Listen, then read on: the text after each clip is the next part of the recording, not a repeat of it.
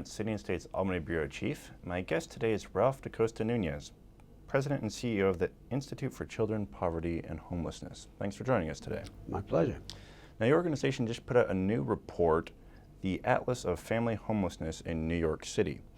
This builds on other reports you've done, but it's more expansive. It adds district maps all over the city looking at homelessness and other related aspects. So where did this idea come from, and why did you do this? Well, we get lots of requests for data on where are shelters, how many children are there, what programs exist. So finally we said, why don't we do a footprint? Why don't we just collect all the city council districts? Let's put down shelters, poverty rates.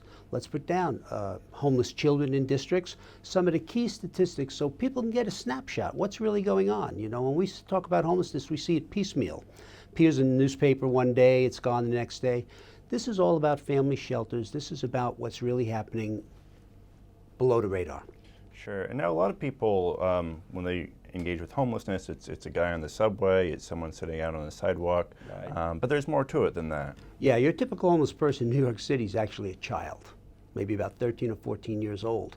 And that's the untold story. We're used to seeing the individual on the street and on the bench because a mother and a child on the street violates the law and the child would have to be removed. So families are never seen. They are the hidden homeless.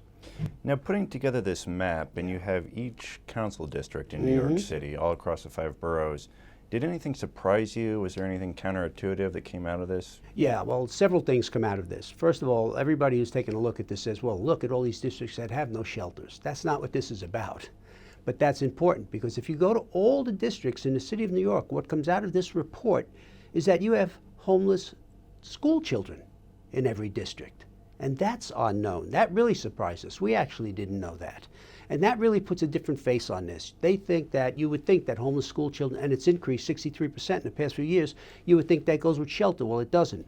That is an indicator of families that are doubled and tripled up, that are homeless, are counted homeless by the Board of Ed, and they have the potential to be homeless families and children in shelters if we don't do something about it. So this report becomes an unknown indicator to us that until we were done, that we ought to have prevention programs in those communities that don't have shelters. We need to have after-school programs there, all the supports to keep from growing the homeless population. Sure. And you've been working on this issue since the Koch administration. Right. I know former Mayor Bloomberg got some criticism for how he dealt with homeless. And now you have a new mayor. He's still in his first year, Mayor de Blasio. What do you see from him? Do you see good signs? Are there things he should be doing that he's not on these issues? I'll tell you, the past 12 years have been terrible for homelessness. It's been a disaster. Homeless policies were just a total disaster. I think what's happened now with de Blasio, to be fair to them, they've inherited a lot. There's a big boom in homelessness now, and that's the residue of some of the Bloomberg policies. But de Blasio has been smart in the first 6 or 7 months. First, they've targeted new affordable housing. They'll go after that and they'll develop some. Will it be enough? It never is. Prevention, they'll put more money. They're going to continue prevention. That's what's important that comes out of this report. There are spots where prevention isn't happening and should be, and you can stop some homelessness. And third, and most importantly, they're really smart in that affordable housing that they're putting together, they're putting vouchers together, and they are targeting the most successful families to go first, families with jobs. That never happened in the past administration. They just gave vouchers out, and today we have 56% of all those families returning to shelter, and those are children at risk. And how about at the state or federal level? Is there enough being done? Is there more being done? Or is it primarily just a city issue? It's really up to the mayor? I think homelessness is one of the most misunderstood policy issues of our generation. We talk about it nationally. Nobody inherits it. We just say we're going to end homelessness in 10 years, and that's 20 years later. In the state funds a lot of the programs, but homelessness is truly a local issue. It's locally grown, it's locally managed, it's locally handled, and have to be solved on a local level. Sure.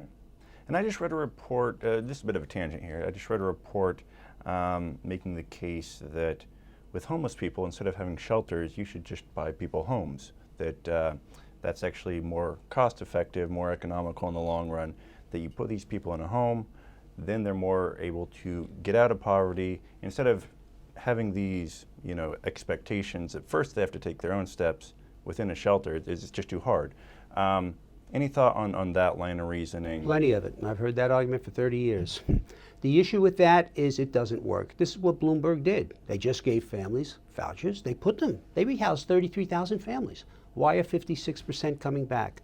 Because homelessness has never been simply about housing, especially for families.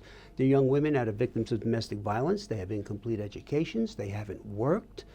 30% grew up in foster care, and then government just lets them go at 18, and 13% grew up in shelters and now are head of households themselves. And when people talk to me and they say, well, you know, it's more cost effective, you think so? Because what happens when that family returns to shelter, if they do, if they don't, they break up.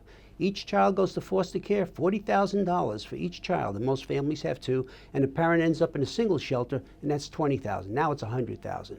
Tell me what the better deal is. Deal with this issue up front. Deal with what homelessness is about, and then do what, we'll see what happens with de Blasio, but this is a smart move. I say it again, you give a voucher to the family that's got the highest probability of succeeding out there. Ralph de Costa Nunez, thank you for your time. Thank you.